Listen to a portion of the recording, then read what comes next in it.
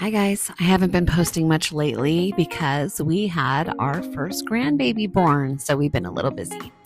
Tonight we're making a chicken and stuffing casserole. This is kind of a classic recipe that I feel like most moms know about. In fact, one of my dear friends actually showed this recipe to me probably back in the 90s.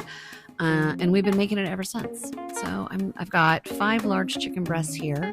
I poked some holes in them to tenderize them. I added salt, pepper, and paprika, and then I cleaned up in between. Make sure you clean up in between, especially with chicken. And then we're just using the boxed stuffing. So I just prepared it following the box directions.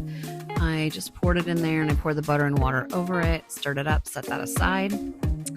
And then next thing I did is I made the sauce. Now, typically I'll have 1 can of cream of chicken, about a cup to a cup and a half of sour cream, and then milk, and it makes about 4 cups of the sauce. I had the family size cream of chicken this time, and it was a little much. So I'm definitely going to have sauce left over here. And I really tried my hardest to work with it in this Pyrex, but it wasn't happening. So we moved it to a bigger bowl. I kept adding milk until I got to the consistency that I liked. So these measurements are probably not the ones that you want to use. I would say maybe the cream of chicken, about a cup of sour cream, and about 3/4 cups milk. But just play with it till you get the consistency that you like. And then I did add salt and pepper to this as well. Then I put it in the oven at 365 for about 20 to 30 minutes.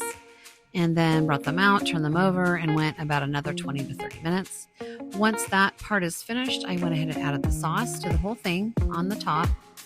And then I just take the stuffing mixture, fluff it up a little bit, and then I just use my fingers and just drop it over the whole entire casserole. Then back in the oven for about 10 to 15 more minutes. That's only because these were such large ones. You just want to make sure that yours are at 165 degrees. This is the finished product. I hope you give it a try. Enjoy.